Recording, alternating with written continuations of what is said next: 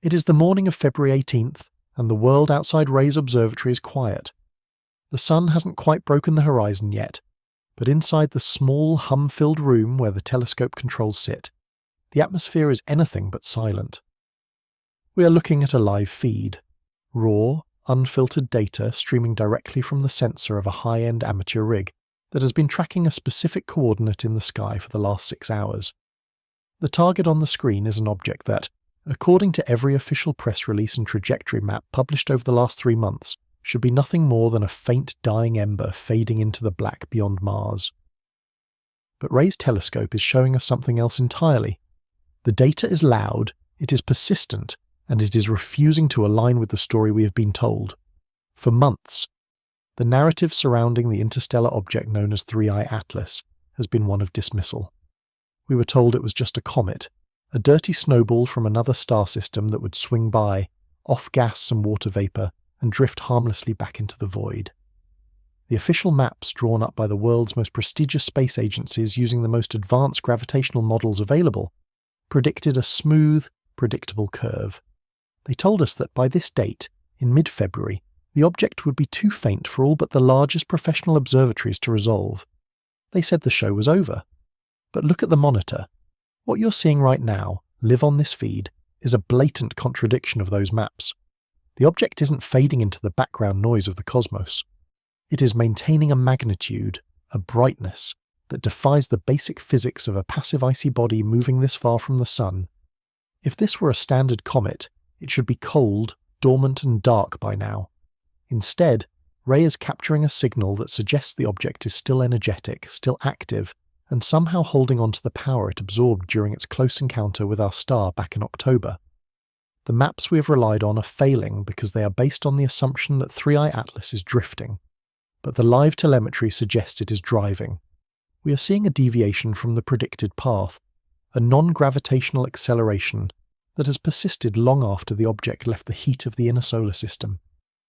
In the silence of this February morning, we have to confront the reality that the trajectory lines on Ray's screen are diverging from the official white lines of the ephemeris. The object is seemingly climbing out of the ecliptic plane, pushing itself away from the clutter of our planets on a vector that looks less like a random wander and more like a calculated departure. This is the impact we're talking about today, not a collision with Earth. We know it passed safely at a distance of 1.8 astronomical units back in December. The impact here is on our understanding of reality. We are watching a live refutation of the standard model, when a backyard telescope outperforms the predictions of billion-dollar agencies, when a dead rock continues to shine with the intensity of an active machine, and when the maps regarding its location are proven wrong in real time. We have to stop listening to the models and start looking at the evidence. What is happening on Ray's screen this morning is not just an astronomical anomaly. It is a signal that 3I Atlas is not done with us yet. As we pull our focus closer to the center of Ray's telescope frame, the image begins to reveal a structure that defies the traditional dirty snowball model of cometary science. In a typical comet, the nucleus is a chaotic, jagged lump of ice and rock, hidden behind a thick, turbulent shroud of gas and dust known as a coma. This coma usually looks like a soft, white-grey puff of smoke, thinning out at the edges as it is blown away by the solar wind. But what Ray is capturing on this morning of February 18th is something entirely different. There is a clean, unmistakable geometry to this object. Even through the atmospheric distortion of a ground-based telescope, we can see defined edges, a central body that doesn't just crumble into its own tail, but maintains a solid, coherent shape. The most jarring feature, however, isn't just the shape, it's the colour. Surrounding the brilliant diamond-white core of 3I Atlas is a distinct ethereal blue glow. This isn't the faint teal-tinted green we often see in comets, rich in cyanogen or diatomic carbon. This is a deep, resonant electric blue that seems to wrap around the object like a pressurized envelope. It looks less like a cloud of escaping gas and more like an active energy field, a plasma sheath hugging the hull of the object as it slices through the vacuum. In the world of astronomy, colors tell us about temperature and chemistry, but this specific blue, stable, vibrant, and localized, suggests a high-energy environment that shouldn't exist on a rock, drifting in the freezing depths beyond the inner planets. This visual data echoes the incredible images captured by Paul Craig's back in November 2025. When Paul pointed his specialized equipment at the sky, he didn't see a smudge. He saw a fuselage. He saw a structured, elongated form that appeared to have a metallic or reflective quality. At the time, critics argued it was an optical artifact or a trick of the light, but seeing it again now, months later on a live feed, those dismissals start to feel thin. If this were a natural comet, the heat of the sun during its October perihelion should have fractured it, creating multiple mini-comets or a chaotic debris field. Instead, the object we see today remains a single unified entity. When you look at this blue glow, you are looking at a phenomenon that suggests interaction. In physics, when a charged object moves through a plasma, like the solar wind, it creates a bow shock and a surrounding sheath. For that sheath to be this visible and this structured, the object at the center must have a significant magnetic or electrical signature. It is behaving like a conductor. Imagine a ship moving through the ocean, creating a wake of bioluminescence. That is what we're seeing here, but on a cosmic scale. The blue light is the signature of the object's interaction with the medium of space itself. This blue glow chapter of the story is perhaps the most difficult for traditional models to explain away. To get a glow this consistent, you need a constant source of excitation.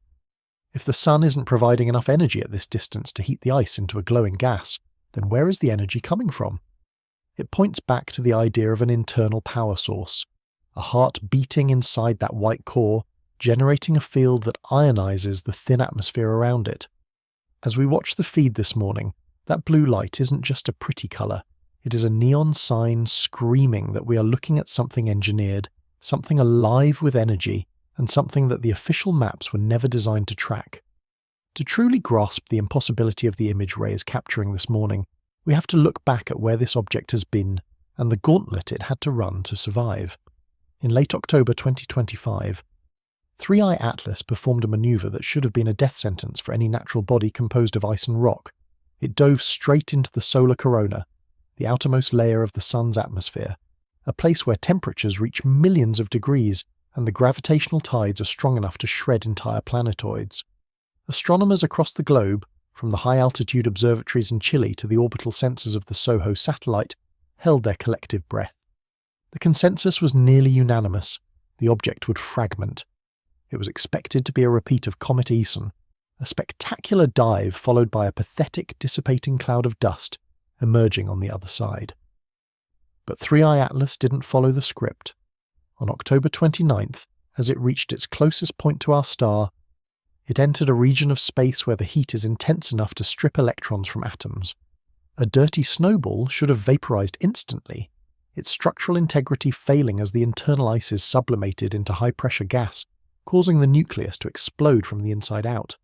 Instead, the images that emerged from the solar monitors showed a solid, unyielding point of light. It didn't just survive that furnace, it emerged from the other side intact, and more curiously, it emerged stronger. It was as if the object hadn't just endured the sun's heat, but had welcomed it. This is where the data becomes truly unsettling for the scientific community.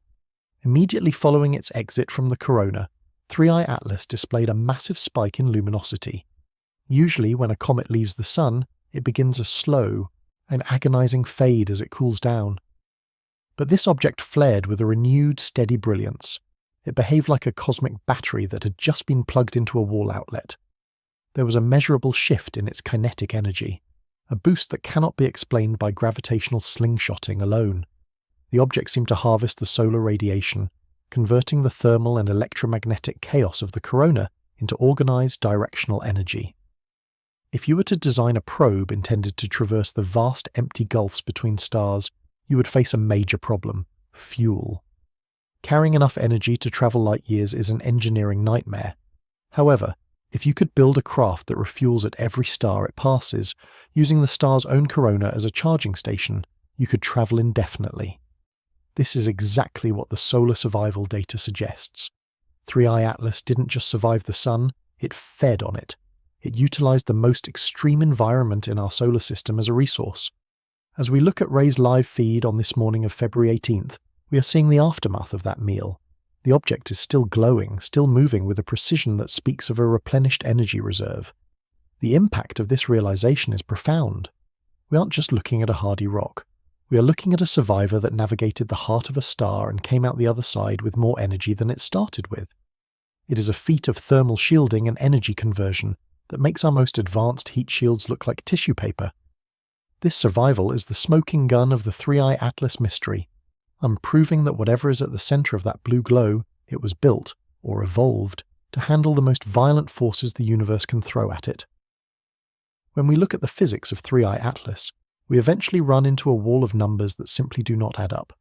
In the world of astrophysics, we use what is called an energy budget to understand how an object behaves. It is a relatively simple calculation.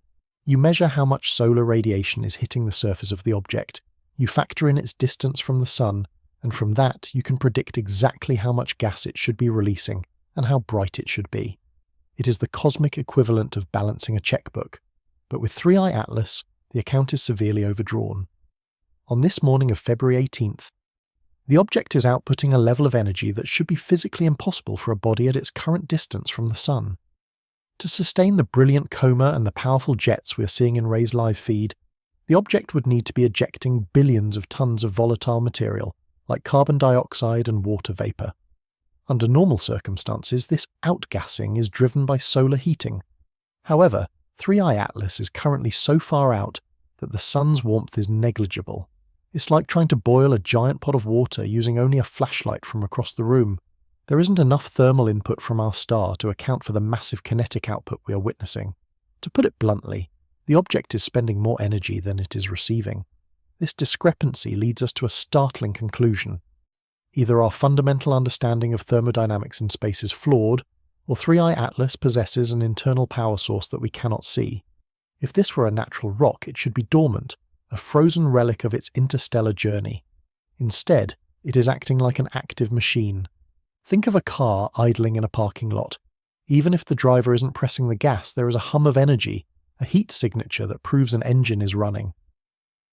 The hum of 3i Atlas is its persistent brightness and the velocity of its jets.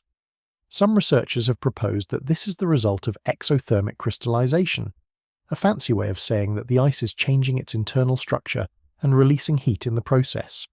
But even the most generous models of crystallization can't explain the sheer scale of the energy budget here. The numbers suggest something much more efficient, something closer to a controlled fusion process or a high-capacity energy storage system that was topped off during its dive into the solar corona. As Ray's telescope tracks the object, the data shows that these jets aren't just random bursts of gas. They are steady, sustained, and highly directional. In a natural comet, jets are chaotic. As the nucleus tumbles, the jets spray in every direction like a broken lawn sprinkler. But 3i Atlas's energy output is focused. It is being used. When you have a massive surplus of energy, and you are directing it in a specific way, you aren't just a comet anymore. You are a vehicle. The impact of the energy budget mystery is that it removes the just a rock argument from the table. You cannot get something for nothing in this universe. If 3i Atlas is glowing, if it is accelerating, and if it is ejecting mass at high velocities while the sun is barely a bright dot in its rearview mirror, then that energy must be coming from within. On this quiet February morning, the energy budget tells us a story of a craft that is fully powered, fully functional, and moving with a purpose that our maps were never meant to calculate. This brings us to the maps Ray is meticulously analysing today, on the morning of February 18th. To the untrained eye, the path of an object through space seems like a simple game of cosmic billiards. You have the sun's massive gravity acting as the primary anchor, and the planets providing smaller tugs as the object passes by. According to the official orbital mechanics, the same ones used to land rovers on Mars, 3i Atlas should be following a very specific, predictable ballistic curve. But as the live data scrolls across the screen, it becomes clear that the object is off-map. It is drifting away from its calculated position by a margin that can no longer be explained by simple rounding errors or hidden pockets of gas. This is a persistent non-gravitational acceleration, and it is the smoking gun of a deliberate journey. When an object leaves the solar system, gravity should be the only hand on the steering wheel. If it's a rock, it falls. If it has a bit of ice, it might wiggle slightly as that ice turns to vapor. But the deviation we are seeing with 3i Atlas is different. It's clean. It's precise. Back near the sun, during those critical hours of perihelion, the object shifted its course. It didn't spin out of control or wobble like a lopsided top. Instead, it executed a clean, impulse-like maneuver that directed it away from the solar vector. It was a correction that looked less like the random tumbling of a stone, and more like the calculated burn of an engine. On Ray's screen, the gap between the predicted path and the actual path is growing wider with every passing hour of this February morning. If we look at the history of interstellar visitors, we've seen something like this once before with Oumuamua, but 3i Atlas is taking it to an entirely different level of sophistication. The acceleration isn't just a brief shove, it's a sustained pressure. In the world of physics, if you want to change your course in a vacuum, you have to eject mass or use a field to push against something. The maps show that 3i Atlas is climbing. It is intentionally increasing its orbital energy to move into a trajectory that avoids the dense debris fields of the outer solar system. It's as if it knows where the hazards are and is choosing the path of least resistance to reach the interstellar void. What makes this deviation so chilling is the timing. The shift didn't happen when the object was being blasted by the most intense solar heat, which is when you'd expect a comet to react most violently. No, the most significant corrections happened just after it emerged from the corona, once it had recharged. It's the behaviour of a navigator who waits until their tanks are full before plotting the next leg of a long-distance voyage.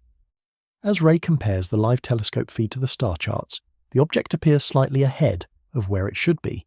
It is moving faster than gravity allows. The impact of this chapter is the realization that the map is no longer the territory. We are tracking an object that is rewriting its own destiny. When we see a deviation this consistent, we have to ask, who or what is doing the steering? Nature doesn't usually move in straight lines or perfect arcs when it's under the influence of chaotic solar winds. But 3i Atlas is maintaining its composure. As the sun rises on February 18th, the telescope confirms what the mathematicians are starting to fear. The visitor isn't just leaving, it's navigating. It is a traveller with a destination, and our solar system was just a waypoint on a map we aren't allowed to see.